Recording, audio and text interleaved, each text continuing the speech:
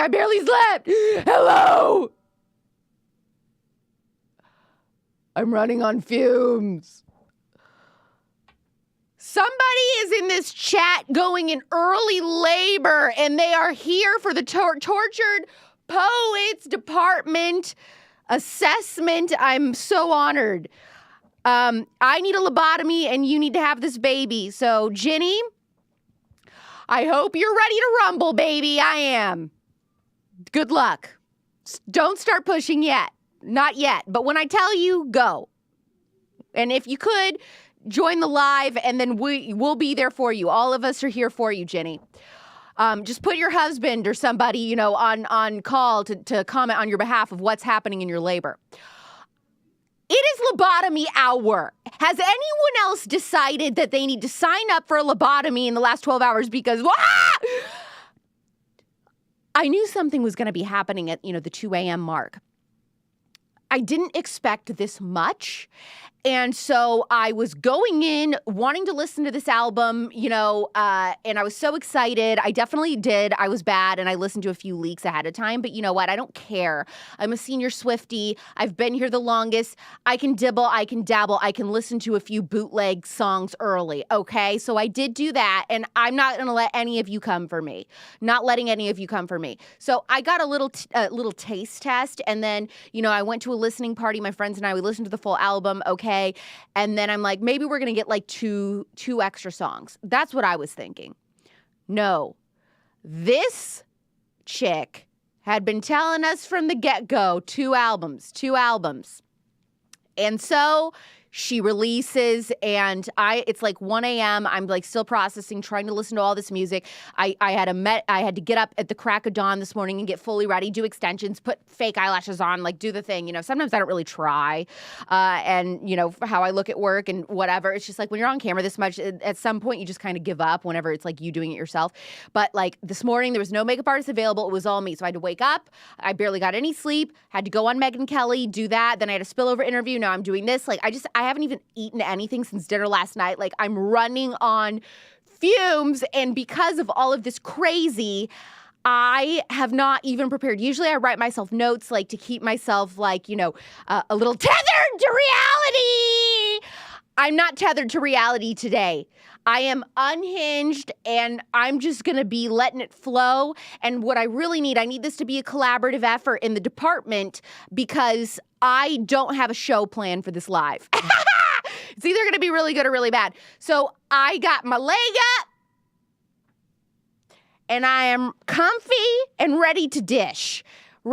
So here's the sitch. You guys need to be, when I ask you, like, have some questions ready for me to, like, answer about the album. And when I'm going to be like, okay, question time, then I'll go through your question. But what my plan of no plan, as I'm going, I'm thinking that my plan is just, I'm going to start with track 1, and we're just going to, I'm going to go through my thoughts of each one, and we'll kind of, look through the lyrics. I'll tell you who I think the song is about and all that kind of stuff. That's the only thing I know how to do right now without no plan. Now, one thing is that in the next 48 hours, I'm going to be writing a really, well thought out review of the 2 albums for Evie magazine. So if you are not a monthly subscriber to Evie, you need to be, so you can support your girl's article, and I'm going to, write something really beautiful and thoughtful. But right now, we're unhinged! Lobotomy!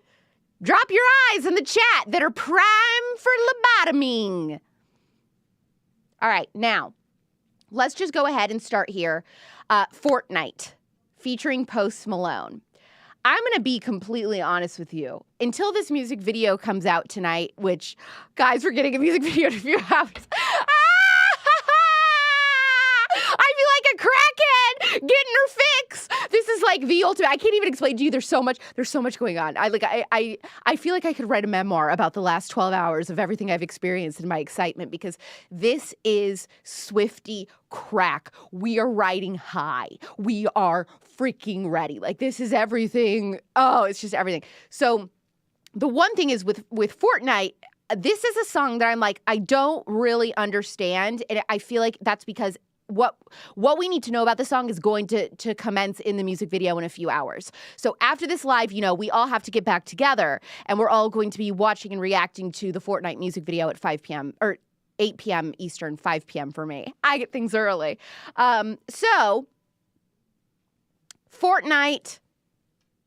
A few things that stood out to me, obviously in the first few seconds, Taylor Swift revealing that she was a functioning alcoholic. That is huge. And I think that this line might be, alluding to a lot of stuff on Midnights, which kind of talk about her drinking different occasions and kind of numbing with alcohol. I think that her dealing with everything that she's gone through between Joe, Maddie, it was all just like a whirlwind, and I think she was using alcohol to cope. Now, to be fair, and I love Taylor Swift, but I will say this as a Swiftie and diehard fan. It's interesting that she chose to say this line because I do think Taylor drinks a lot. I just, obviously we don't know her and we don't see her in her personal life, but like she might honestly be a functioning alcoholic all the time, not just in this, in this one moment of going through the breakups. I mean, this girl can put it away. I'm just telling you. It's like she is not at a social function where she's not drinking. She has not gotten the mocktail memo that mocktails are in for this year. Am I right? So like I was a little worried about her. But it's interesting because between Midnights and the Tortured Poets department, she is revealing so many private things about her. We found out about her eating disorder in the last album. We're now finding out that she had this, like, what she's calling a brief stint with alcoholism, So that's pretty juicy. This is the part that I really want to hear your thoughts on. It's one of the biggest hangups I have lyrically on the entire album is within this first song.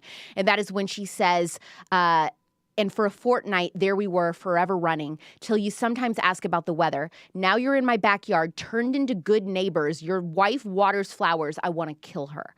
What does this mean?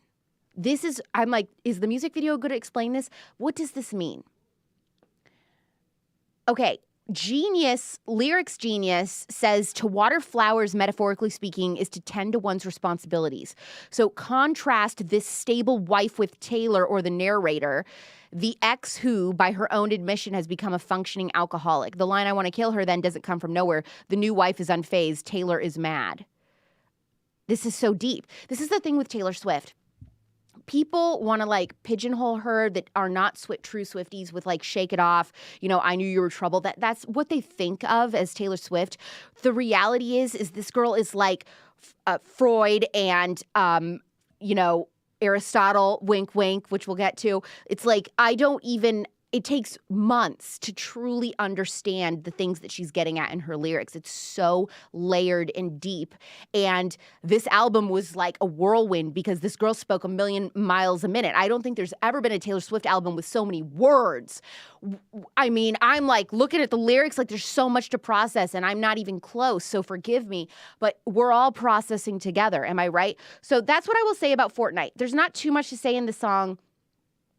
I think it's the vibe I'm getting is it's trying to set up the album and the themes of the album entirely, and that's what the music video is going to show. So there may not be so much deep as it's really just like a thesis of like, okay, what is this album going to be about in the themes, right? Okay. As far as Post Malone on the song, I was expecting a little bit more, I think. But now, like, with the whole debacle with Lana Del Rey on Snow on the Beach on Midnights and all that kind of stuff, like, everyone was upset she didn't have enough Lana. So then she releases another song. She's like, okay, I put more Lana on it. I had her come back and record another verse.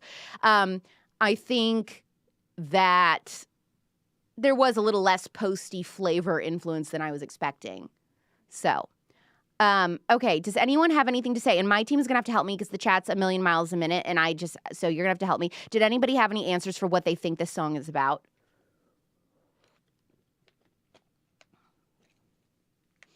Yeah, Morgan's like, it's so hard for me to understand what all the words mean. And it's funny because, Taylor Nation posted, they were like, get your dictionary out. You're going to need a dictionary for this album release. And so they were not playing around.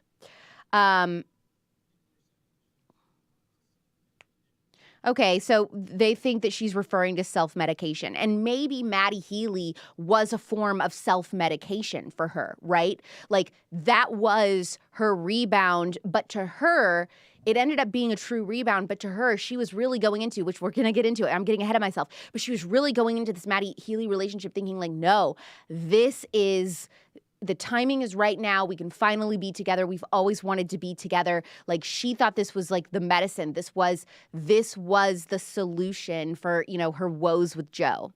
She had been working towards this. All right. I think, well, according to Lyrics Genius.com or whatever, they're saying that this is a metaphor that Taylor is both the wife and the mad ex, whatever that means. So maybe she's looking at herself before and after. Maybe this is like she's looking at herself, like her past self, and she's seeing her like happy in this relationship, and she's watering flowers, and she's like taking care of the garden, and I'm processing this out loud. So you know what? This could be absolute like dog crap of an analysis, but maybe she's like watching herself tend to this relationship that she knows is going to die anyway. And so she's mad, and she's like, I just want to kill this girl, meaning herself. I want to kill this girl because she's clueless. She's wasting so much time. This whole thing is dumb. You know what I mean? So that's Fortnite. That's what I want to spend on Fortnite.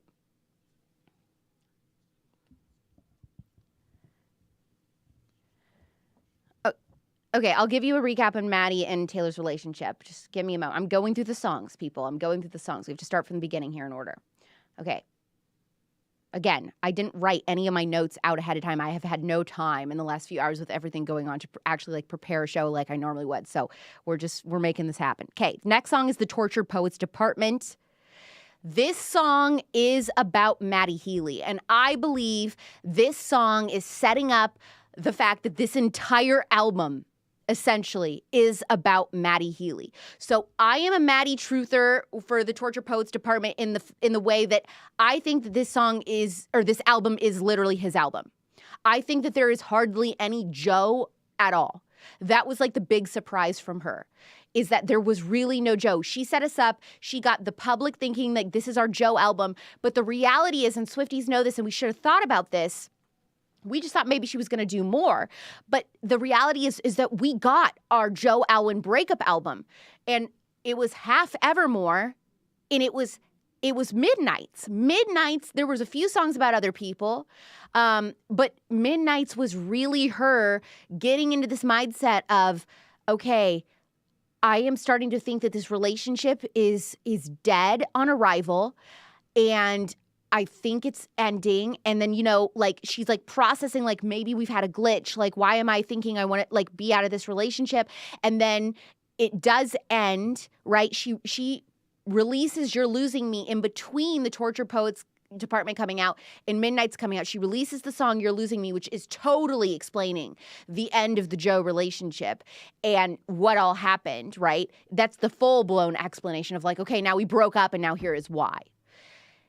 And then she moves on because the next thing that happens in her life is Maddie. And we had these songs, but none of us knew. We just thought she's just making up things, you know, in like Tolerate It, for example, in Evermore. We just thought she's just like writing about like made up things. No, Tolerate It was about Joe. She was freaking struggling. This relationship has been on life support for years. The writing was on the wall. She knew it was coming. It was just a matter of when. It was going to be a matter of who was going to be the first one to say the words, it's actually over. We cannot keep this going. And I think that Joe probably had a huge sigh of relief, like, oh my gosh, listen to this. He's probably like, what? He probably had simultaneously a sigh of relief and then simultaneously also was thinking, so you're telling me the whole like end of our relationship, you were just pining for Maddie and like thinking like, I can't wait till I get to finally be with Maddie, like, which is kind of like, that's kind of hurtful. You know what I mean? But anyway, the Tortured Poets Department, track 2. She says, you're in self-sabotage mode, you're throwing spikes on the road, but I've seen this episode and I still love the show. Who else decodes you? Me. I know how you do this. Like, I've seen you, like, we've been friends for a decade. We've been close friends for a decade. You've seen me with my boyfriends. I've seen you date various girls. I know how you are. And guess what? Because I've been here the entire time, I'm the one that can handle this, right? So, you know, I can fix him. No, really, I can. She's telling herself, like, I know he's crazy, but, like, I'm the one that gets him. I'm the one that can deal with the crazy until she realizes she can't, of course. There was some like really deep imagery, which again, I didn't like comb through Twitter and like mark down all the things that people are saying, but you need to look up the Dylan Thomas, Patti Smith, who they were, why this is important, because that's like a big tell. And then I thought this was hilarious. The "you smoked, then ate 7 bars of chocolate. We declared Charlie Puth should be a bigger artist." I mean, that's super funny because, I mean, I don't, like, who thinks Charlie Puth should be a bigger artist? But, you know, Maddie Healy, obviously known for smoking, known for drugs, known for chain smoking cigarettes. He has a song called Chocolate, and bars could be referring to that track as lines in a song. Also, Chocolate by the 1975 is about weed. So he's, yeah. Okay. When Taylor says, "I chose this cyclone with you," you know, that's a tornado, right? I'm choosing this storm with you. So she's saying the media storm, everybody saying that we shouldn't be together, my fans hating you, like I'm choosing it. So she's saying, I'm here, I'm ready to do this. Like, you're more than a rebound to me. I want this to be a real relationship. I don't care what anyone says, which of course we find out later in Daddy, I Love Him.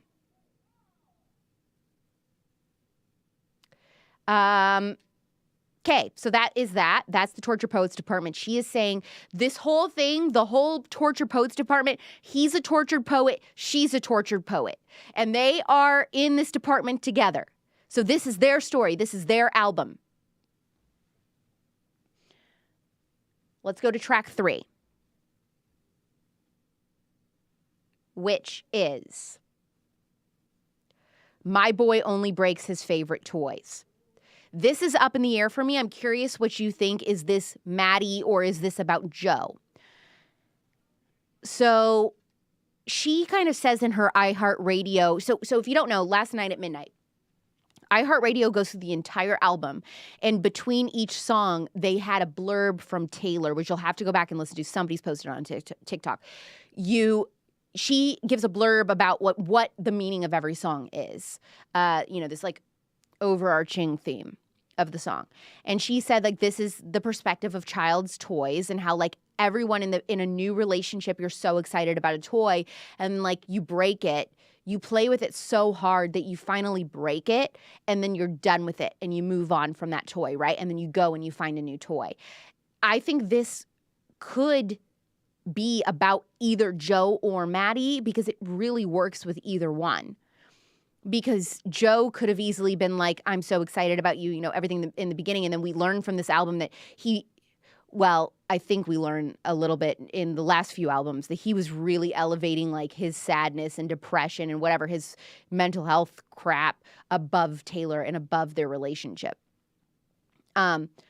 So Taylor's, you know, in the bridge of this song, she's like, well, once I fix me, he's going to miss me. And I think I loved that. It was so relatable because every girl is like that. When you get into these relationships where it's like you're going through these moments where he's pulling away and you're the girl as a woman, I think we always want to put the blame on herself. We're like, it's all me. If I fix me, then he's going to miss me. Like, if I can be the best version of me, if I get the haircut, if I get the self-tan, you know, if I lose weight, if I get new wardrobe, if I post, like, the best Instagram selfie ever, like, he's going to miss me because I'm the new version of myself. Like, I fix myself. Like, I look like a new toy now. He's going to want to play with me again. But he doesn't. And the part that the outro of the song makes me think that maybe this is Maddie because she says he was my best friend down at the Sandlot. I felt more when we played pretend than with all these Kens. So she's talked about switching out these Kens and stuff before, which are her boyfriends. And the imagery here of he was my best friend at the Sandlot. It's like we've been best friends since we were kids, because the Sandlot's like where you play as a kid, like at the park, and they weren't literally kids, but they were just younger. This is 10 years ago, so it's like, oh, we were just kids. We were in our early 20s. We were friends. We had this like flirty. I think there was like a big like sexual tension thing between them. She was so attracted to his personality, like they just had that chemistry, and so it was always this elephant in the room of like, what if, and in like imagining for her, she would play pretend in her mind all these years of like, what if I ended up with him? And she says, I felt more when we played pretend because you took me out of my box. So I was like protected and I was doing this. You take me out of my toy box and then you steal my tortured heart. So like he rescues her from Joe. He tells her like, okay, I'm finally ready for this relationship. Let's do the real thing. She ends this relationship with Joe. Maddie acts like he's ready for this. And then he steals her heart because she's like, I'm all in. And then he ends up ghosting her and ending things. And then she's just left with all of these. Now she's even more broken than before because she thought like, okay, I'm broken from Joe and I'm heartbroken from this, but now I have you. Like, you are the remedy. Let's like do life together. Finally, after all of these years, like this is our moment, like our timelines align. And then it just doesn't. And then she says, he left all these broken parts, told me I'm better off, but I'm not. So he ghosts her, probably the media storm, sees how the media is saying like, you're dating this psycho, racist, horrible, problematic guy. We hate him. He's ugly, all of these things. And Taylor was the one saying, I don't care what they say. I want to be with you. Listen to me. I am choosing the storm with you. And he said, you're better off without me. Now I'm going to lose you. So now she's been dumped twice within like 6 months. So now she's even worse. So between May and July, those couple months there in early summer before Travis Kelce gets into the picture, Taylor is not well. She is not okay. And people might have thought it was because of Joe, but it wasn't. She'd like processed Joe. Now she's like been through a double breakup and it's from Maddie Healy. How are we doing? Am I doing okay? Am I keeping everybody's engaged? Everybody's like buying what I'm saying? The chat's too fast. Like I can't even, what's the vibe? Am I not analyzing this at least decently? Down Bad. So Down Bad is going to be in my top 3 favorites. Absolutely love this song. This is such an Alex song. This is like scream in my car, like obsessed with it. Like I relate to this so much. So in her iHeartRadio synopsis where she says what Down Bad is about, she says, imagine that you're like living on this other planet and these aliens come. This is what she says. She says, these aliens come and they rescue you from your planet. And they're like, we're going to show you another life. And it's kind of like Stockholm Syndrome at first. You're kind of like, ooh, I don't know. Like, this is making me nervous. But then you fall in love with your captor and you're like, oh, okay, I think I can like this new planet. Like, I think I can do this. I'm enjoying alien life. And then they're like, actually just joking. And then like take you and drop you in your hometown. And they're like, you're back to where you came from. And you're like, but wait, I was starting to like it there. That to me is Maddie Healy. Again, she saw him. He comes in, rescues her, plucks her out, and she's nervous at first because of the media storm, but then she decides she's okay with it, and then he is like just joking and then drops her back in the middle of it. And so she's pissed. And that's what I really like about this album is that so much of this album, we're seeing this really angry side of Taylor, and it's like sarcastic and it's mature. She's been getting more mature, I think, with starting with Folklore. We saw this such a new mature side of her. But this album, more than ever, she's talking so much about religion. She's talking so much about marriage and kids and how badly she wants this and how she was excited for this. She's talking about she's writing in this like really sarcastic, self-deprecating way, which was so interesting for her. She's so witty. She's so funny, which we'll get to. But Down Bad, everything comes out, teenage petulance. F it if I can't have him. I might just die. It would make no difference. Like you're mad, you're like so angry and you're like, screw it. Like, I don't even want to live anymore. Like, it doesn't even matter. Like, if I can't even have him, then this life isn't even worth living. Like, we've all been there after a breakup, which I love. And so she's like staring at the sky, come back and pick me up. There's that alien imagery of like, I'm staring at this guy like, well, come back. Like, I don't want to be here without you. That's probably like a good synopsis for this song. Interesting about New Romantics, the parallels between her song New Romantics, which was a bonus track from 1989, and this one, where she says, I loved your hostile takeovers, encounters closer and closer, all your indecent exposures. How dare you say that it's, and this part I like, so she goes, how dare, closer, exposure, how dare that you say that it's, and it's obvious that she wants to say over, but it's like, you can't even say it. You can't even say the word over because you're so in denial about this breakup. So I love that, what she did there in the song where she doesn't even say the word over because she can't even bring herself to say it because she's so down bad. Like, don't even make me say that it's actually over. I can't say the word. She goes, I'll build you a fort on some planet where they can all understand it. So she's like, I don't care that they don't like you. Again, I will protect you. I will build a fortress. How dare that you think it's romantic leaving me safe and stranded. But in New Romantics, right? Am I getting my songs mixed up? It is New Romantics, right? Where she says, it's so romantic. Just leave me stranded or something like that. I am correct, right?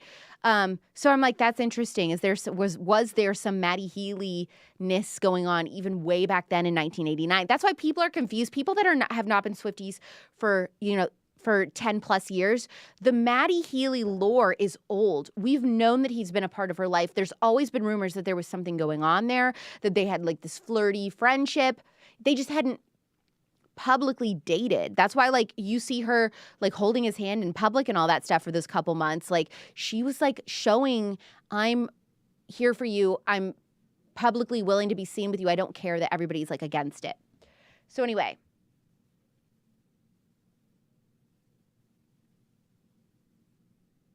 love. One of my favorites.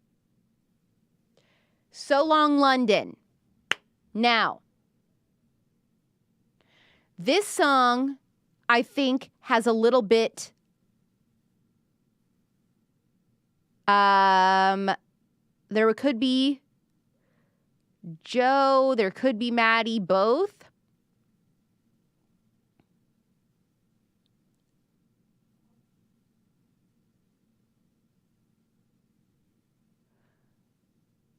I think that this song might be like, because London in general, I mean, London is where all these guys like live. You know what I mean? Like all of these guys are British. So she's like, I think she's talking about both Joe and Maddie in this song. Personally, I'm curious to see what you guys think and processing both of these and how like this sucks because I love this city. I love this place, but I'll never be able to look at this city again because like all of my most tragic love stories have ended here. So, I saw in my mind fairy lights through the mist. I kept calm and I carried the weight of the rift. I pulled him in tighter each time he was drifting away. My spine split from carrying us up the hill. Wet through my clothes, weary bones got the chill. Do you understand? This woman is a poet! She is a poet. Everybody that sleeps on Taylor Swift, repent!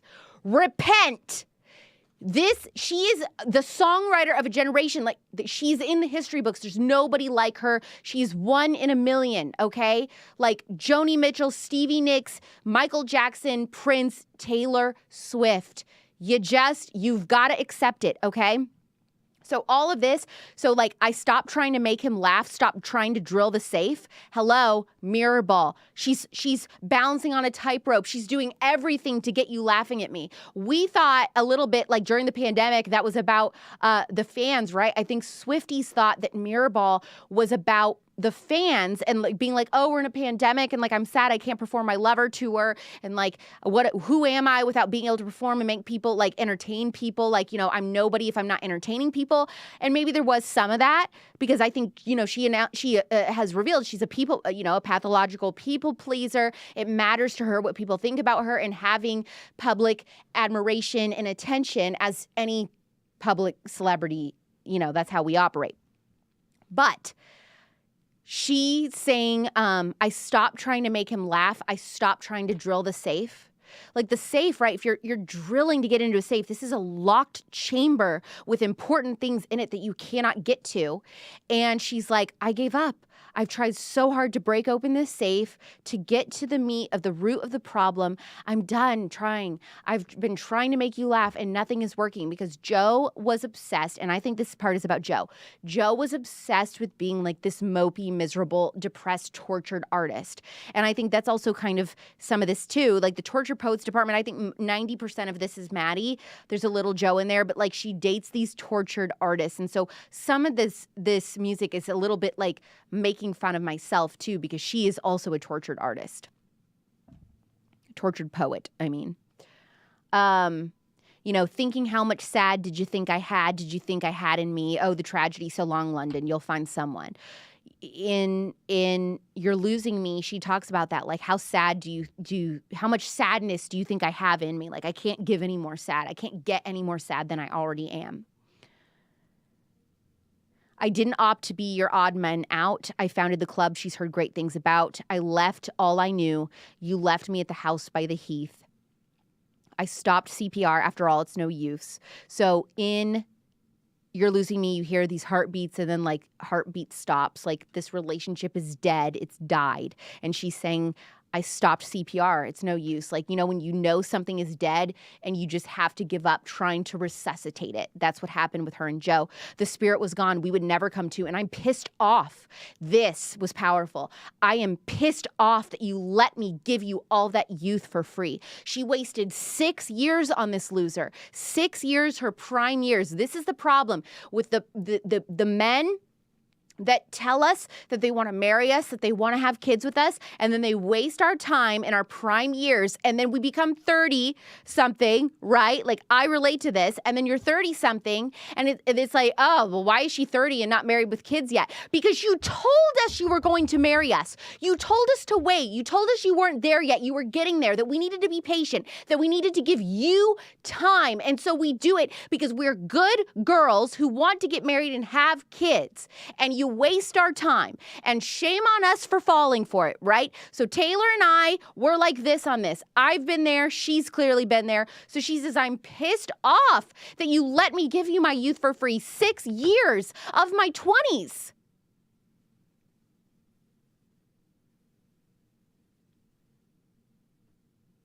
Beautiful song. And I think that sums all that.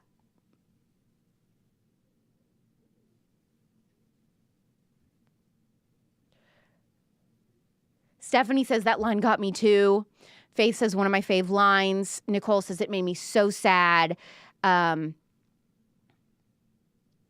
like, yeah, then they say you're used up and old. Right, exactly. It's like, oh my gosh, we can't freaking win.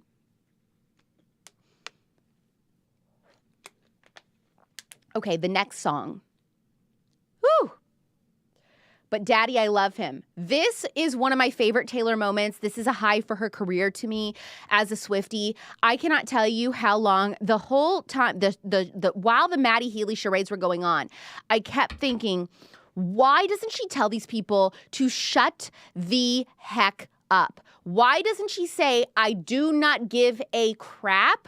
Stop following me, stop showing up at my best friend's wedding to stalk me, stop telling me who I'm allowed to date. Like, I was like, where is the statement of telling these people to leave me alone? This is that song. So this is why she didn't say anything in the moment. It's because she was saving it for this album, to finally put the psychotic Swifties in their place and the people that are hungry for a cancel culture. They allegedly love her so much, but like we're willing to cancel her. It's so sick and so annoying. And these people are so unhinged. And this is like the greatest roast I've ever seen an artist do of not only the media, the public, but their own fan base. It was just so perfect. And what's great is I'm a Swiftie. I'm not offended by this because I'm not this person. I'm not these people that were writing. If you don't know, there were people like that created these like petitions of sign this if you're worried about Taylor's, like, we just have her best interest at heart and we just don't want to see her date somebody that's so wrong for her. He's so problematic. He's not, a leftist enough. He makes like, crude humor jokes, and he's like, he has dark humor, and he makes racist jokes, and like, how dare he, nobody, So it was like everyone was mad at her, and this was her FU, which I love. She said, I just learned these people only raise you to cage you. All my fans, like, yeah, they've been with me from the beginning only to be like, well, now I need to be able to control you. Sarah's and Hannah's in their Sunday best, clutching their pearls, saying, oh, what a mess about her and Maddie. I just learned these people try and save you because they hate you. They slammed the door on my whole world, the one thing I wanted. I just want to be happy. I want to be madly in love. I want to be with somebody that gets me. And then you slam the door on my whole world. You say, nope, you can't have that. Sorry, girlie. We decide when you get to be happy. This is funny. So this is like one of those pivotal moments where she is really showing how witty she is and clever as a songwriter. She says, now I'm running with my dress unbuttoned screaming, but Daddy, I love him. I'm having his baby. And then she says, no, I'm not, but you should see your faces. So she's like, she's saying something that she knows is going to piss these fans off. Like, oh my gosh, she's having a baby with Maddie Healy. No, the worst thing that could ever happen. And she's like, no, I'm freaking not, you idiots. But like, you should see your face. You look like a moron right now. And so she's like, I'm telling him, floor it through the fences. No, I'm not coming to my senses. By the way, the prologue of this entire album, if you have not read, you have to read the prologue, because she's basically saying, hello, I had a moment of temporary insanity post-breakup. Everybody show me a little grace. We all go a little crazy sometimes, and I went crazy. And Maddie was my crazy, and I chose him, and it didn't work out, and I'm pissed off about that. But she's saying, I tell him floor to the fences, like I'm telling him, go for it. Let's go. Let's drive this baby. Let's ride. I'm not coming to my senses. I want to be crazy. I know he's crazy, but he's the one I want.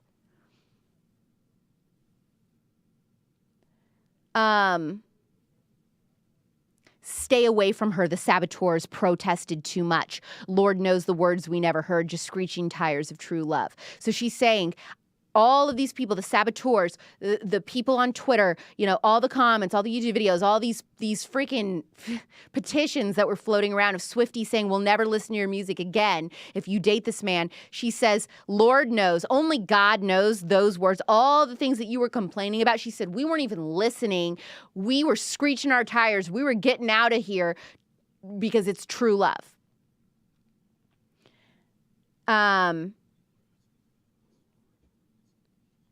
No, there's no miscarriage. She is saying, she's making fun of the psycho fans that are like, you're not dating, you're not with the boy I want you to be with. And so she's antagonizing them by being like, I'm in love, you can't stop me. Like, but Daddy, I love him, and I'm having his baby.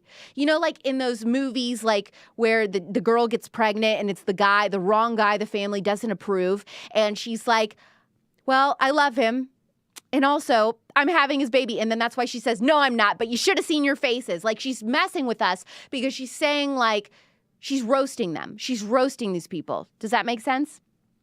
So she says, this is my favorite post-chorus of the entire album, I think. She says, and she's so angry in the way she says it, which I love. It's like, Mother is yelling at us. Mother has pulled the car over, okay? She's had enough. She's pulling the car over, and she says, I will turn this car around if you don't shut up. She says, I'll tell you something right now. I'd rather burn my whole life down than listen to one more second of all this bitching and moaning. That is literally a mother pulling the car over to yell at the kids. She says, I'll tell you something about my good name. It's mine alone to disgrace. I don't cater to all these vipers dressed in empath's clothing. Wow. Wow. You're a Swiftie now, aren't you? You are. You are. Because that is powerful. She says, I would rather lose everything. I would rather lose everything than listen to one more second of these people trying to micromanage my life and tell me who I'm allowed to date and who I'm not allowed to date. If I want to be with him, I will, and I'll let it all crumble if I decide I want to so that I can be with this man. And she says, my name, Taylor Swift, my brand, everything that I've built, you don't get to cancel me. I cancel me when I want. If I want to leave all of this, if I want to burn it down, I will disgrace my own name. No one will ever do that to me again. She learned that lesson in Reputation era. Remember? She was like, I'm never going to let the public tell me, excuse me, just burped. She's like, I'm never going to let the public tell me, when I'm done. I will say when I'm done. I don't cater to all these vipers dressed in empath's clothing. So these are evil people. These are people that are like, oh, I just love Taylor. I'm a Swiftie. I've been a Swiftie my whole life. And because I love you so much and care about you so much, you have to stop dating him because it's ruining me. I'm so upset. This is like you have to be like a true Swiftie and like been around the block and like deep in Swiftie, like Twitter and Reddit, the Taylor Swift Reddit page to understand like how crazy these girls were getting over Taylor dating Maddie.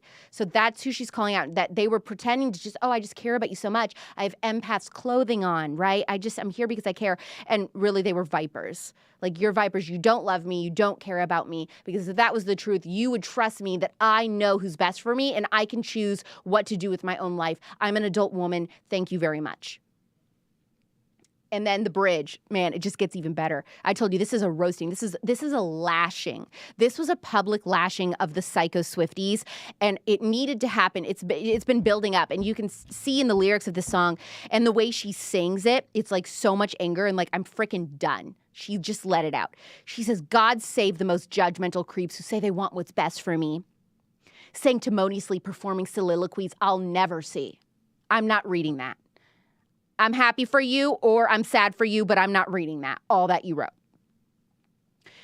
You think that it can change the beat of my heart when he touches me and counteract the chemistry and undo the destiny? We are supposed to be together. You don't know what it feels like with him. You're not going to get to undo the chemistry. You can't feel what I feel. We are meant to be. You ain't got to pray for me, she writes. Me and my wild boy, all of his wild joy. If all you want is gray for me, that's just white noise. This is my choice. Fire. And then she says, there's a lot of people in town that I bestow upon my fakest smiles. Scandal does funny things to pride. It brings people closer. So like all of this, like for at least in the beginning, brought her and Maddie closer. All right. So amazing. I'm not going to read every lyric, but so good. I do like that song a lot. Not in my top 3, but I do like it. Top 5. Fresh Out the Slammer. I'm going back and forth between this song and another one for my number 1. Fresh Out the Slammer is definitely in my top 3. This song is, let me just tell you something about me. And I feel like I'm a rare one. Is anybody else a So It Goes false god stan? I feel like those two songs, So It Goes is the least streamed song from Reputation if you look on Spotify. Like, nobody likes So It Goes. So It Goes is probably my favorite song on Reputation. So weird. But I love sexy songs. False God, sexy song. These are my favorites. And this song is sexy. It's like sad and sexy. But it's like romantic, melodramatic, sad, sexy. Like, I am in the most broken relationship, but I know the person that I'm going to call, and it's you. Like, I know where I'm going. I know where I'm running. Like, as soon as this is over, as soon as he says the words, it's over, I know where I'm going. Like, I have a place to call home. Like, and so it's just like, it's so hot. It's like all of the sexual tension, everything that she's been like building up in her mind, like it's finally happening. Like, I'm finally out and I'm going to you.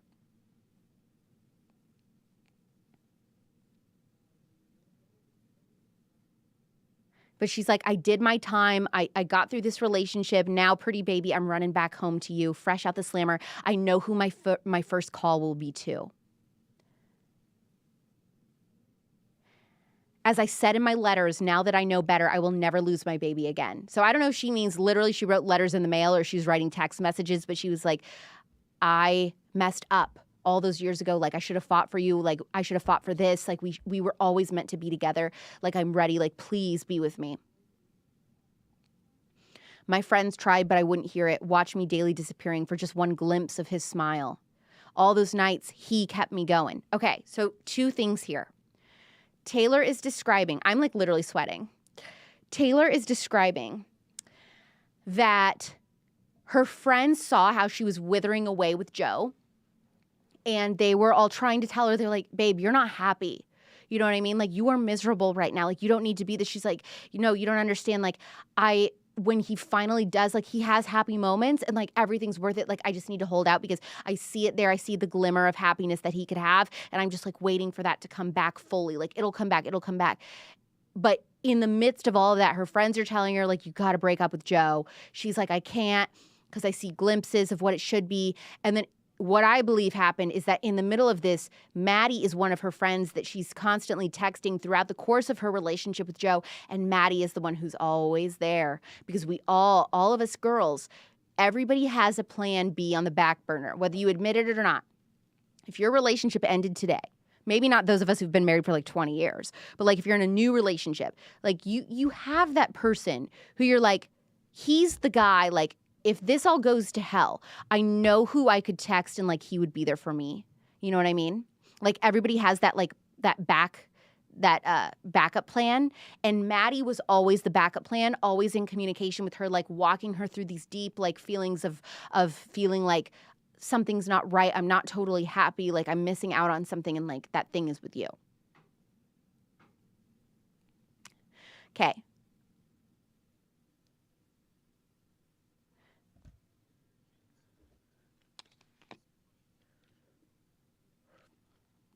What?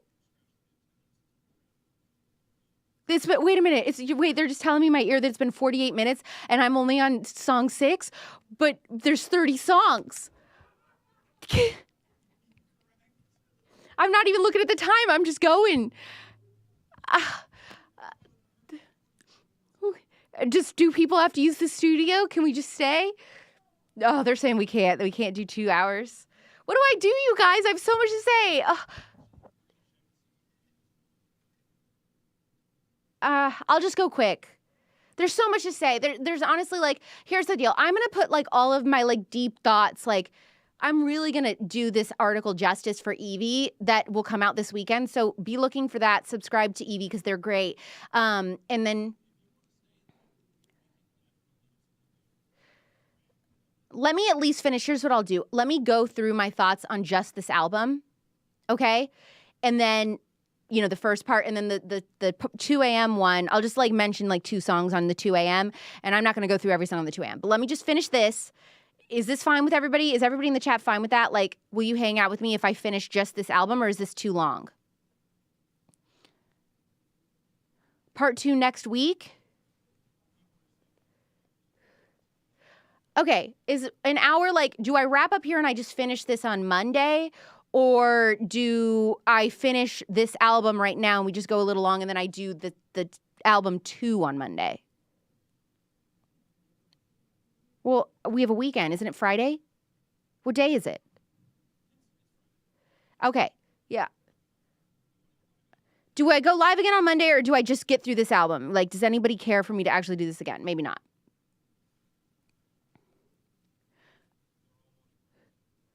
Okay. We'll just see how everybody feels. I'll do a poll or something over the weekend of like, do you want me to go live on Monday to do the 2 a.m. version of the album? Or is everybody, by the weekend, over the weekend, like, you guys are probably going to be like, okay, I'm done. I get it. You've seen everybody's synopsises, so you may not need mine on Monday for that part. But I will finish this album right here. Okay? So let's keep going. Florida. On first listen, I absolutely hated this freaking song.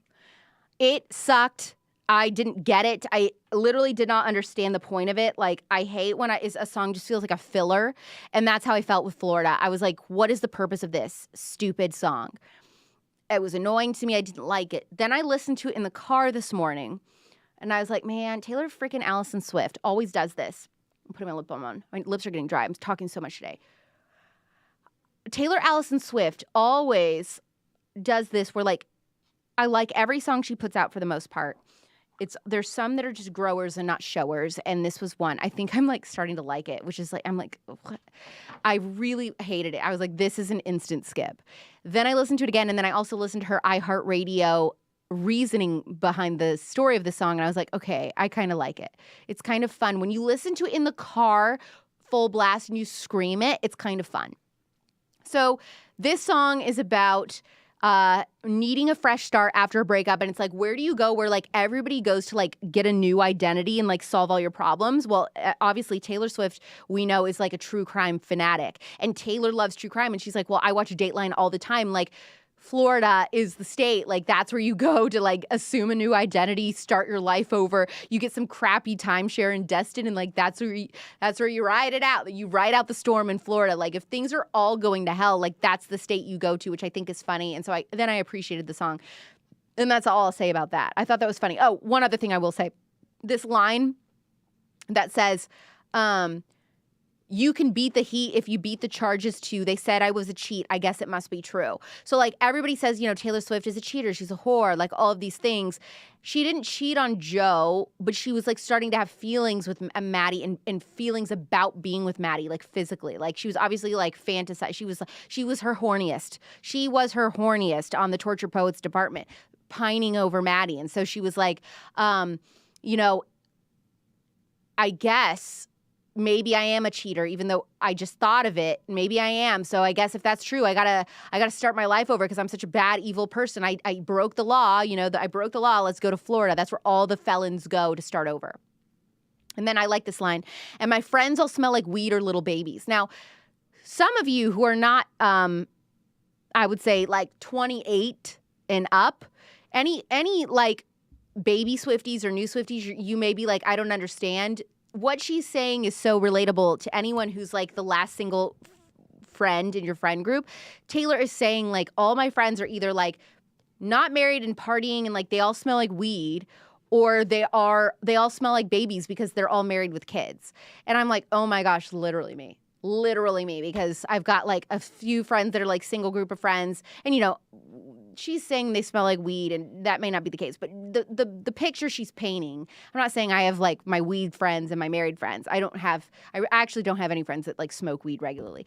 But the point is, you have your like party friends, single friends, you have that chapter of your life when you're the single one in your 30s, and then the other part of your friend group is married with kids and they all smell like baby wipes and baby powder, So I thought that was like funny and cute and relatable for me anyway. Moving on to Guilty as Sin, ? All about Maddie Healy.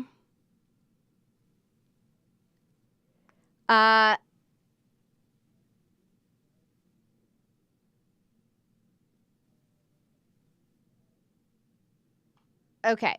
Maddie Healy, this is Taylor being in a relationship with Joe towards the end, and now she's like, number one, I'm going to just low-key, I'm going to come out and say it. Some of this song makes me think maybe this is a little bit of a masturbation song. I'm not entirely sure, but it certainly could be some of these parts, like, my bed sheets are ablaze, I've screamed his name, building up like waves crashing over my grave. Like, kind of makes me think like she's getting off thinking about Maddie while she's with Joe. Because, like, building up like waves crashing over my grave. Like, her grave is, like, in that house, like, living with Joe in that bed. You know what I mean? Like, she's with Joe, but she's, like, fantasizing about being with Maddie. And, like, what if we were to finally hook up? Because I don't think they had yet. And so in her mind for all these years, she's like, like, the sexual chemistry was so crazy that she was like, what if, like, we were to actually, like, do it? So, and she's like, I keep this as a secret. I keep these longings locked in lowercase inside a vault. So not only is it locked inside a vault, which that's the most secure thing that you could put something precious and secret in, right, is a vault, but locked in lowercase. So it's like, these letters, they're so quiet. Like, these thoughts are so quiet. They're lowercase. They're not capital letters. I'm not shouting it. It's like this secret little fantasy of mine while I'm in this relationship, or at the end of this relationship is like, but what if I was with you? What would it be like to finally kiss you? What would it be like to finally feel you on me? I keep recalling, things we never did, she says. Messy top lip kiss. How I long for our tryst without ever touching his skin. How can I be guilty of sin? So, like, am I a cheater? Am I a cheater if I'm not actually, like, physically following through with it? I'm just thinking about it. So good. So good. Top 3 song for me. And anyone that's like a 1975 fan knows, like, Maddie Healy, like, the Downtown Lights reference, the Drowning in the Blue Nile, these are all things about Maddie Healy. Like, this is very obvious. All right. That was brief enough. Who's Afraid of Little Old Me? I think that this song in general is like a big overarching song about Taylor's personal life, the media, her albums being sold. It's just like, who's afraid of little old me? I'm just this like cute little American blonde girl. Like, what threat do I really pose? And then she's like, oh, actually I pose a really big threat. All of you should be scared of me because I'm going to write a better album than you. I'm going to outsell your stolen records that you took from me. I'm going to make my own, like, you know what I mean? So this song to me was very look what you made me do-ish. And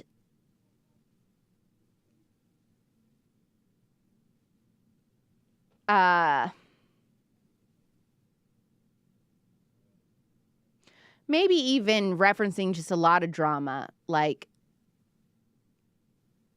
going on with her at post Joe.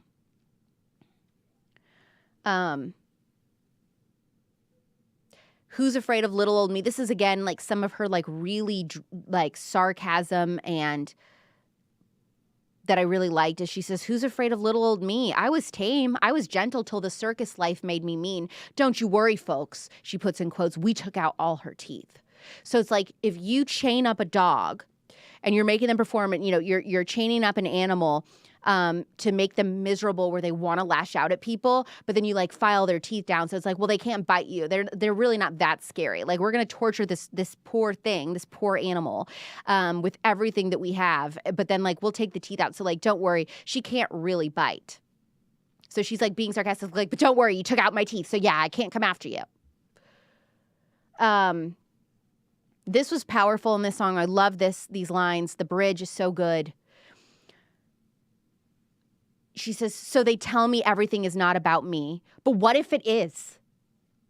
Then they say, well, we didn't do it to hurt you, but what if they did? Like, you guys are making me insane. Like, you do all this stuff, you poke me, you prod me, and then you're like, oh, she's so crazy. She's so boy crazy. How dare she write, like, when's she gonna put another album out? Puts another album out. Why is she putting out an album talking about her boys? You know what I mean? Like, it's like, she can never win. And she's like, everybody's like, stop making everything about you. She's like, you make everything about me. Stop gaslighting me. My whole public life, everything is about me. Everything that happens is about Taylor Swift. And then when I say something about it, oh, why is she making things about her? She says, I want to snarl and I want to show you just how disturbed this has made me. This whole public spectacle. You have no idea how insane this has made me. You wouldn't last an hour in the asylum where they raised me. You wouldn't last an hour in this madhouse that I've had to grow up in since I was a teenage girl, which is Hollywood, the spotlight. And then she says, but, I put in, which I like, this is some of that cleverness. She says, but I put narcotics into all of my songs, and that's why you're still singing along. Like, so you can hate me, you can come after me, you can say, oh, why is she always playing the victim? Oh, she's such a whore. Why does she date so many people? She really hasn't. Like, they can say all these complaints that are always said about Taylor Swift. At the end of the day, guess what? You're still singing her songs because she is a damn good writer, and nobody makes a song like Taylor Swift. Incredible. Okay, any questions while we're like halfway done with this first one? What are some questions for me so far? We're at track 10, so we're moving on to track 11. This is the last half of the first album. So what questions do you have for me? Or things I should say. Jessica says it's very disappointing that Taylor Swift has the courage and integrity to go against the right-wing ideologies that her conservative parents tried to train and condition her to believe in. I mean, I guess, Jessica, but like, okay, can we just like move on from this? Taylor Swift isn't a conservative. Boo freaking who. Neither is 99% of Hollywood. Who cares? Again, she wrote a song for you. It's called But Daddy, I Love Him. She doesn't care.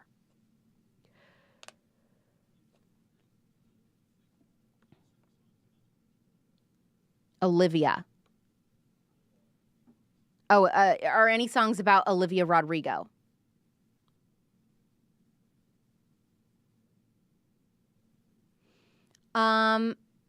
I don't get that vibe. Maybe thinking about that, I can pick out some stuff on the second part of the album, but on this album, I don't think any of this is about Olivia, no.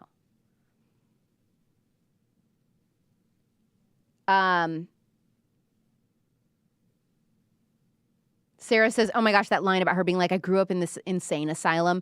And she's like, people on Twitter are saying, but girl, you grew up on a Christmas tree farm. Some of her fans just still don't get it. Yeah, I don't know if they're just being funny because she did grow up on a Christmas tree farm. They're just like making a joke about that line, or if they really truly are like, what do you mean you grew up in an insane asylum? Like, she's talking about fame, like, for so many years now.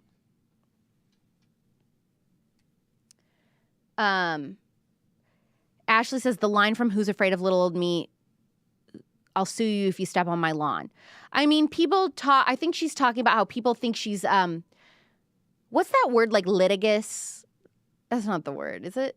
I'm not saying it right. But like when somebody's like really like sue happy, like that's a big rumor about Taylor's persona, is that like, oh, she'll sue you for everything. You know what I mean? Like she's this like angry old woman always looking for a lawsuit. Like she wants to copyright you. She wants to like destroy anybody. Like, so my take on that line was that she was poking fun at, like, she was being sarcastic about, oh, you know, don't step on my lawn because, you know, I love to sue people. That's how I took that line. How I took that line. So far, Travis is feeling great. And trust me, we will get to Travis. I'm not going to not mention the 2 Travis songs. We are going to mention the 2 Travis songs before I end this in a second here. Zoe wants to know, is the alchemy about Travis or Maddie? I'll tell you. Litigious.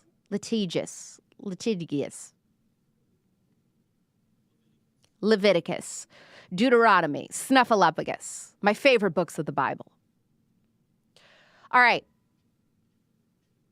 Track 11, I Can Fix Him. No, really, I can. I love this song, also about Maddie Healy. This whole album is basically Maddie. She says, you know, the smoke cloud billows out of his mouth like a freight train through a small town. Smoker. We know Maddie's a chain smoker. He's always smoking. The jokes that he told across the bar were revolting and far too loud. Again, he has a tendency to say like really shock jock type of like shocking, crude things. His crude sense of humor is like maybe okay to Taylor in private, but like out loud in a bar, like, okay, that's like super embarrassing. And then, you know, she's talking about in the chorus, everybody's shaking their heads. Oh, God help her. You know, she's with this loser.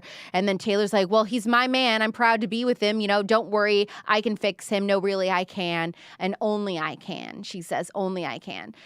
So she's like, she hears what everybody's saying. Like, okay, this guy's like kind of a problem for your image. And she's like, no, don't worry. Like, I can clean this up.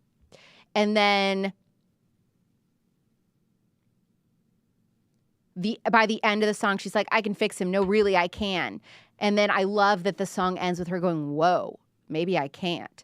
Like, whoa, this guy, like, it's getting so intense. Like, all the stuff that people are finding of, like, all the things you're saying, it's like, ooh, do I want to do this? Can I really fix him? Or maybe he just is what he is. Like, I don't know that I can, like, reel this guy in, you know, to be with me forever. I think that's pretty good synopsis for that song. Love of my life, LOML, loss of my life. Absolutely beautiful song. I also believe that this song is about Maddie Healy. Let's just start. Let's just go. We embroidered the memories of the time I was away. We thought about and stitched the memories while I was away, while I was with Joe, while I was in this 6-year relationship away from you. We were thinking about it, and he says, you know, well, we were just kids. And she says, I don't mind, it takes time. She says, I thought I was better safe than starry-eyed. So here, right here, this is a parallel between Joe and Maddie. These are like the 2 big loves. Joe was safe. He was not a risk taker. He wasn't exciting. He was freaking sad, lonely, sad cat, okay? Then you have Maddie, who is like crazy, going off the rails. This guy is a lunatic. He's a drug addict. He has high highs and low lows. It's always up and down, roller coaster, toxic, exciting love. And she's like, well, I just thought I chose Joe because I thought, well, I would be better safe than starry-eyed. I've never felt a glow like this before or since. Like, you are the most exciting guy that I've ever been with. Like, crack. She says, you and I go from one kiss to getting married. So to me, I think they finally get together after her and Joe break up, and they have their moment. They finally kiss, and it's like, oh, not only are we kissing now and like hooking up, and we're a thing, like, we are in. That's why it was so fast. It was like she announces her breakup with Joe. She gets her hookup on with Maddie Healy, and immediately we're like, oh my gosh, she's already like in public holding hands with him, kissing him in public. Like, we were shocked. He's coming to our shows because she's saying, we went from, I'd been waiting all these years for you. Now we're together. We've kissed. And not only that, let's do this thing. Like, let's get married. And they're killing time at the cemetery, never quite buried. So she's like, if you're at the cemetery, you're at the place that you go to die, right? But you're still alive, killing time. So she's saying this relationship is doomed from the start. Her relationship with Maddie was doomed.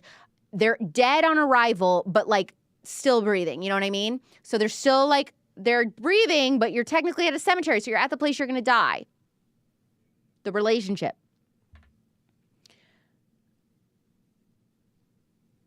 And so just in the nick of time, just as she's like finally broken up with Joe, just before she gets with Travis, this guy shows up, which obviously she didn't know that Travis was going to happen. But she's like saying, like, you show up in the nick of time in your suit and tie. He's always in a suit and tie. You Holy Ghost, you told me I'm the love of your life. Oh my gosh, this is perfect timing. I'm finally available. You're available. And you're telling me I am the love of your life, that this is it. And she says, you know, you said I'm the love of your life about 1 million times. So she is hammering to us that, you guys, this guy was telling me, like, I'm going to marry you. This is it. I'm finally ready. I'm ready to grow up for you.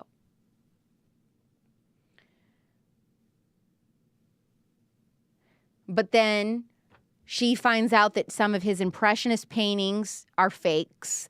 And she's using that as like as a metaphor of, or symbolism or something of like, look, even your paintings are fake in your house. Like, this love is fake too. Like, you're not actually ready to marry me. You're not actually ready to do this. You're not actually ready to grow up.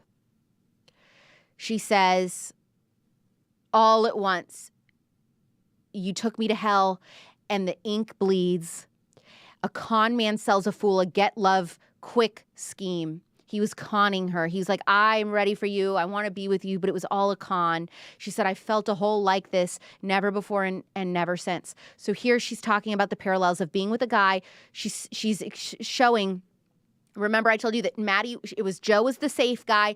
Maddie Healy is the up and down guy. And at the beginning, she says, I felt a glow like this, never before and never since. You're the love of my life. Now we're transitioning into the song, which is why the song is an acronym, because at first it's love of my life. And then he goes to the loss of my life, because at first you feel a glow, never like this before. Then she says, I've never felt a hole like this before. If you know it in one glimpse, it's legendary. Oh, so good. You cinephile in black and white. Mr. Steal your girl, then make her cry. You said I was the love of your life. You shit-talked me under the table, talking rings and talking cradles. I wish I could unrecall how we almost had it all. He was telling her that he wanted to get married and have babies with her. And she's saying, this is my favorite bridge. So you shit-talked me under the table, talking rings and talking cradles. I wish I could unrecall how we almost had it all. Dancing phantoms on the terrace. Are they secondhand embarrassed that I can't get out of bed because something counterfeit is dead? Even the ghosts of what this relationship could have been, are they even so humiliated for me that I fell for this and that you've left me and that none of this that I thought was going to happen, the marriage, the babies, was going to happen? And then she ends the song, you're the loss of my life. So good. So freaking good. Aaron Dessner song. All the songs that are Aaron Dessner songs on this album, top tier. Top tier. He really, really showed up our little Pookie. Is everyone hanging in?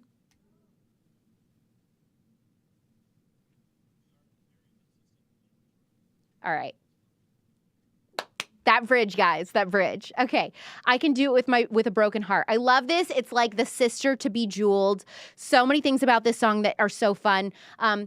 Also, like in my top, I think this is in my top 3. I think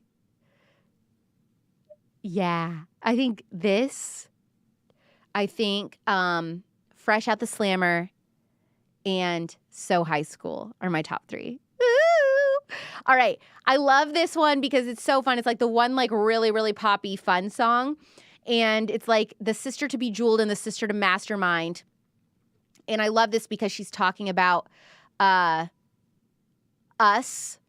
I think this song is to Swifties and like the public, and how she's like, I can read your mind. You know, we're thinking like, wow, she just went through this breakup with Joe and she's on this tour. She's having the time of her life. She's in her glittering prime. The light is reflecting off of her sequins every night on stage. And then I love that you hear the actual track of her on stage during the tour of like her like beats, like counting, like, because it counts 1, 2, 3, 4, because it's like she's performing, right? So I want a music video for this song so bad, because the whole time I'm listening to this, I'm picturing Taylor. It's like so good to me. I'm picturing Taylor on the, also I'm going to swear in this because there's some swears. So if you have kids, because I'm going to read the lyrics. So like, she's like, she's performing and she's like, she's got a fake smile and she's like, I'm a real tough kid. I can handle my shit.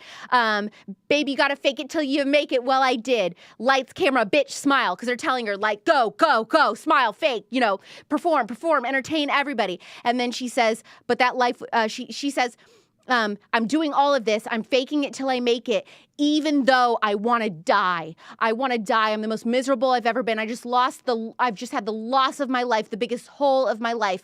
The guy that brought me the most joy, but also the most pain, I've now lost. And I still have to get out here and I have to smile and I have to hit my marks. And she says, even when you want to die, he said he'd love me all his life, but that life was too short. Breaking down, I hit the floor. All the pieces of me shattered as the crowd was shouting, more. Give us more, Taylor. Keep going. But she's like, I'm grinning like I'm winning. I was hitting my marks because I can do it with a broken heart, because she's one of the best performers of a generation. And dang it, if she does not outsell a tour despite being absolutely devastated. She says, I'm so depressed, I act like it's my birthday every day. But if you look at the lyrics of this song, it's so sad. It's like, this really had the potential to be a really sad song, but she puts these sad lyrics with this like super hype beat, which makes it really fun. And this is that like self-deprecation and like self-reflection that is so vulnerable that I really like. So then it gets like so the way she's singing these sad lyrics, it's like she's singing it with a smile. You can hear her smiling while she's singing the song, which adds to the fakeness of like, I can perform. Even at my lowest, I will trick everybody in thinking that I'm having the time of my life when I am so miserable and ready to break down at any moment. Because she's like, I'm so depressed, I act like it's my birthday every day. You know, like so fake like that. Like, I'm so obsessed with him, but he avoids me like the plague. Like, it's like, everything's going wrong, but you'll never know. I cry a lot, but I'm so productive. It's an art.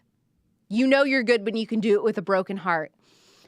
So good. And then she ends the song by saying, you know you're good when you can do it even with a broken heart. And she goes, because I'm miserable and nobody even knows. And then she goes, try and come for my job.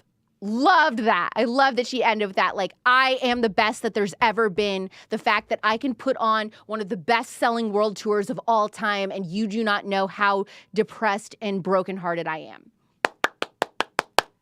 Let's freaking go, girl. This is my girl. This is why I ride or die. This is why I've been a Swiftie for over 13 years. It's because whose artist is doing this? Not yours, mine. My artist, my girl, my all-time just dropped over 30 songs in the middle of the night in the midst of a world tour, and she's just had 3 relationships in the span of a year. Let's freaking go. 2 heartbreaks in 6 months. Let's freaking go. No one's doing it like Taylor Swift, and that is on that.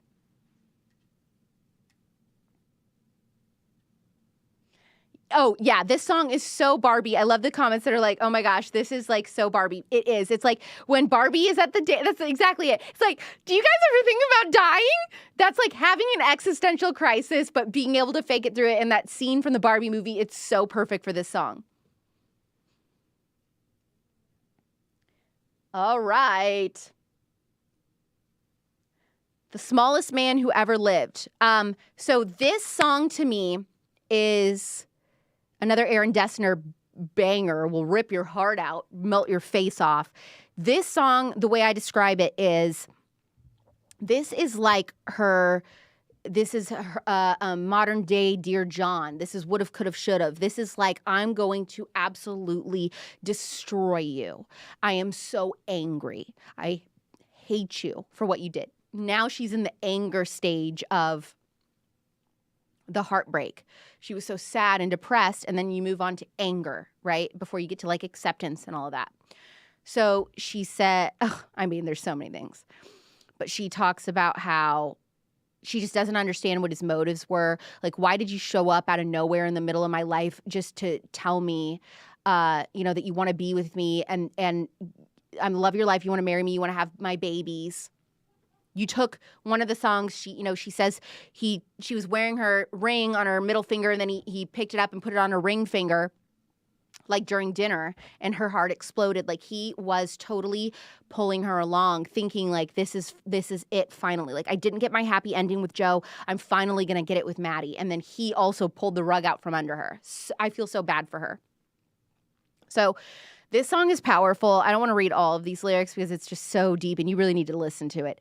But at the end, she's like asking things like, did you sleep with a gun underneath our bed? Were you writing a book? Were you part of a sleeper cell spy? Like, why were you in my life out of nowhere? What was your motive? What was your plan? And then she's like, because you know what? Even if you were to tell me why you did this to me, I don't even care, because this wasn't sexy once it became forbidden. Once it was like,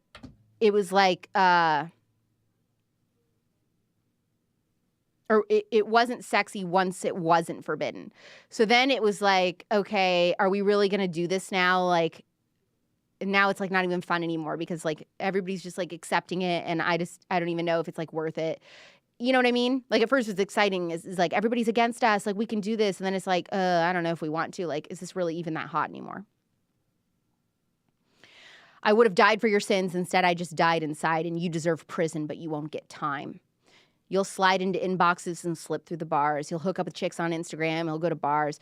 You said normal girls were boring, but you were gone by morning. Like you didn't care. Like you. So I don't even think that necessarily means like literal. Like their relationship was so brief that it's like, her being like, you came to me being like, all the other girls are boring. I want to be with you, Taylor. And then 2 months later, you're gone by morning. Like, and then he pieced out. And she said, and in plain sight you hid, but you are what you did, and I'll forget you, but I'll never forgive. The smallest man who ever lived. Very good.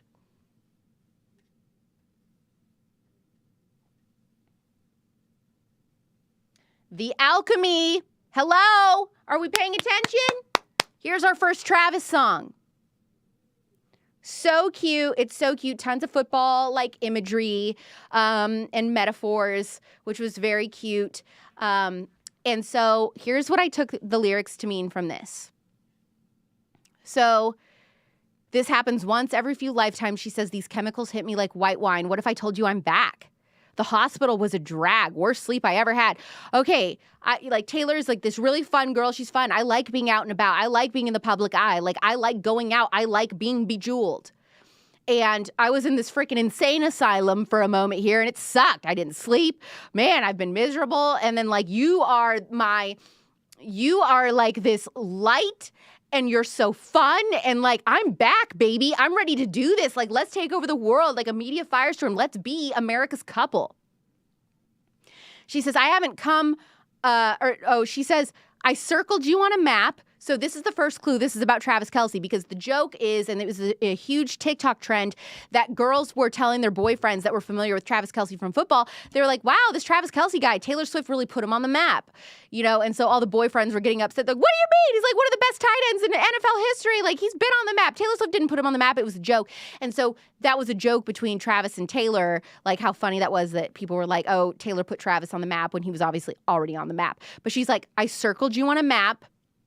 I haven't come around in so long, but I'm coming back so strong. I haven't been in the public eye. I haven't been like full throttle relationship in so long because Joe wouldn't like be public. But now I'm coming back strong with you. Like, let's freaking do this. So when I touch down, call the amateurs, cut them from the team. So like when I come, like I'm the girl that's going to change everything for you. So all the other girls that you've been with, these little thoughts, these little Instagram baddies that Travis has dated, like they're amateurs compared to me. I am the real deal. You can go ahead and cut them from the team. Ditch the clowns, get the crown. You are America's prince and princess. You are America's king and queen. You are prom king. I am prom queen.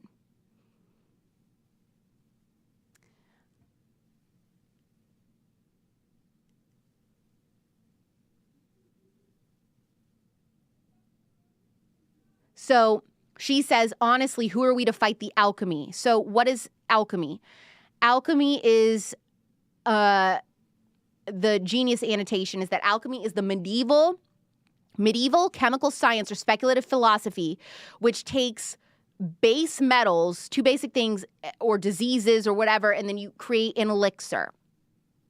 So basically what she's saying is the love in her relationship can be a metaphor for alchemy, which takes two people to create the magical and spellbinding experience that happens rarely across lifetimes. So she's saying, like, who am I to go against this valuable thing that I finally found? Like, this is so weird. It's so random. Like, this football player, like, this is so crazy. But, like, who am I to say no? Like, this is what I've been looking for forever. It's so random and weird, and I wasn't expecting it. But, like, let's do it. Like, who are we to fight the alchemy? Like, this is once in a lifetime. Like, nobody has this, like, crazy relationship like this where, like, the whole world loves you together. And then she says, those blokes warm the benches. We've been on a winning streak.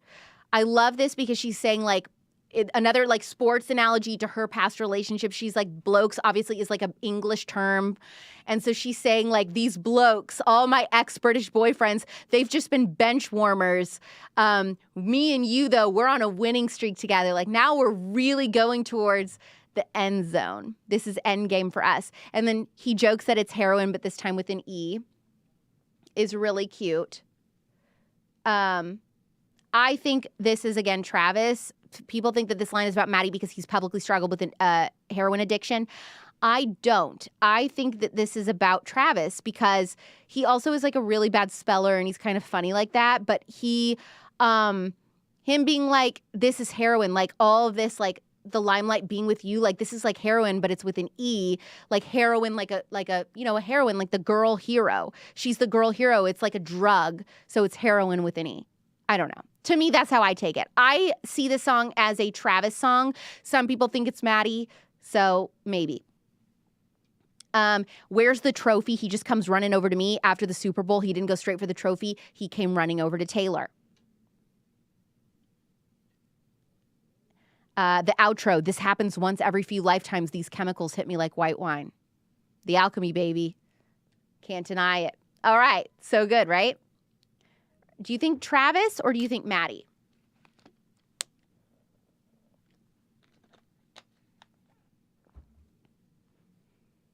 Yeah, the alchemy is chemistry. Some say, Megan says, it's really corny, but also so Taylor. She's a poet, but she's also just a girl. That's so true. She's just a girl. She's just a girl, and she likes the football star, okay? Let her have a little corny moment. Okay, so last song, but I will tell you about my thoughts of So High School, because that's also about Travis. Ah! Okay. Clara Bow. This song is so darling and deep, and I just love it. And I see this as Taylor, I'm wrapping this album being like, okay, I'm recognizing I'm at the height of my career. I'm probably never going to be more famous than this. Like, probably after this, like, things are going to start to cool down. Like, this is really her top. Like, her whole life has, like, been moving towards this. Now she's at her peak. We'll see where it goes from here. But, like, acknowledging, you know, nobody's ever at the top for forever. And she's going through the biggest it girls of different generations. So the first it girl ever is Clara Bow, which, by the way, on the Real Alex Clark YouTube channel, like this time last year, I made this really good, like 20-minute mini documentary about it girls. And I tell the whole story of Clara Bow. And so if you aren't familiar with her and you want something to watch this weekend, look for my It Girl documentary on YouTube. It's really good. Like, we really worked hard on that. And I thought it was really interesting. So she says, she's going through and she's talking to somebody. And she's like, you look like Clara Bow.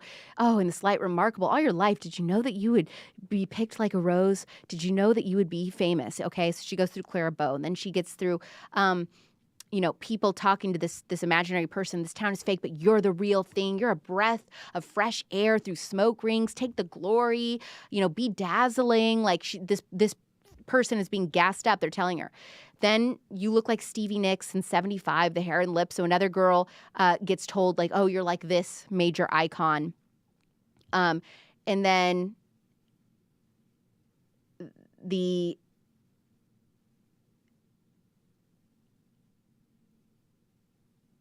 bridge is beauty is a beast that roars down on all fours, demanding more. And only when your girlish glow flickers just so do they let you know.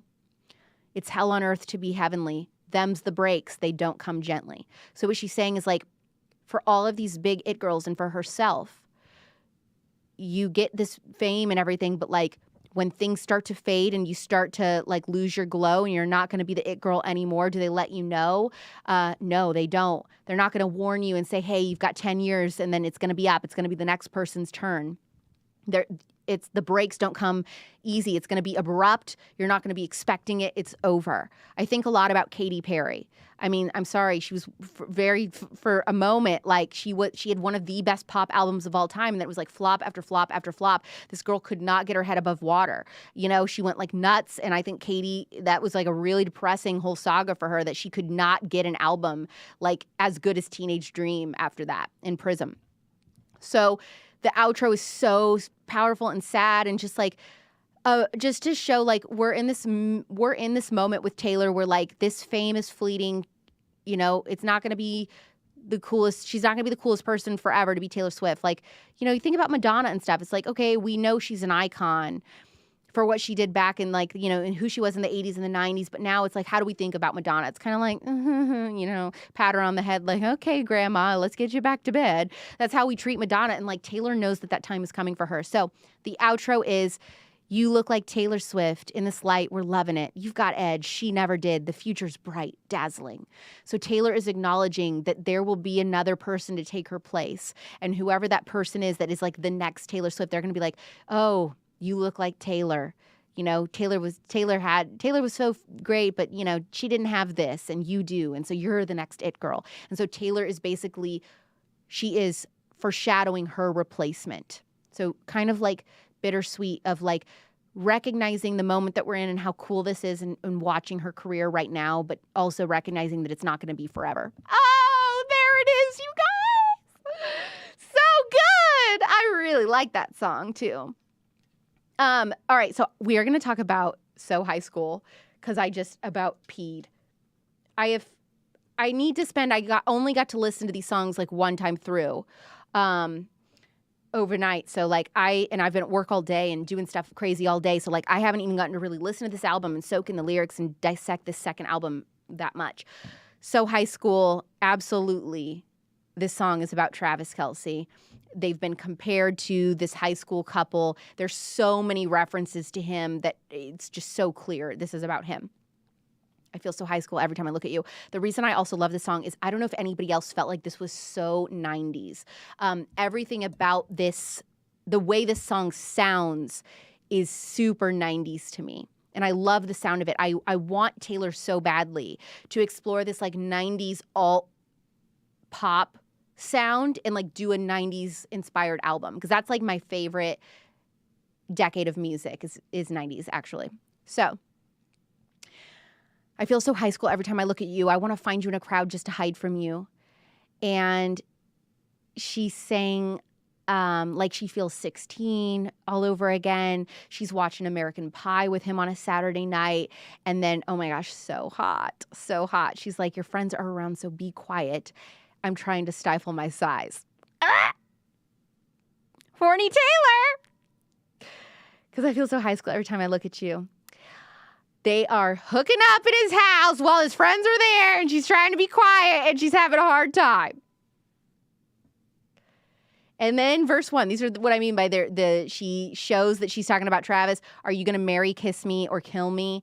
He obviously had that very famous clip of him being asked by E! News, like 3 celebrities, her, Ariana Grande, or Katy Perry, who would you kiss, marry, or kill? He says he would kiss Taylor, kill Ariana Grande, and marry Katy Perry. And so Taylor's making a joke. Are you going to marry, kiss me, or kill me? It's just a game, but really. So I love this too, because she's like, yeah, I know it was just a game, but also like, but really, what are you going to do? Like, are you in this for real, or are you going to kill me? Or am I just a hookup for you? Or is this the real deal? You want to marry me? She's hinting at that. She says, I'm betting on all 3 for us too. So she's saying, I think you're going to kiss me, marry me, and kill me. So maybe I'm worried that means she's like, maybe we'll do all of it, but I don't know that we'll end up forever. Maybe we'll get married, but like, I don't know. It's too dark for me. I don't want to like acknowledge that or say that. Like she's saying like, but then we'd end up divorced because I don't know why I'm betting on all 3 for us too. Interesting. I'm not sure what that means. Get my car door. Isn't that sweet? Obviously that moment in New York, their first time seeing together, that first night, he gets her car door and you see her be like confused, like, oh my gosh, you're getting the door for me? And then he pulls her to the back seat. No one's ever had me, not like you. Hot. They did it in the limo. You know how to ball. I know Aristotle. Brand new, full throttle. Touch me while your pros play Grand Theft Auto. It's true. Scout's honor.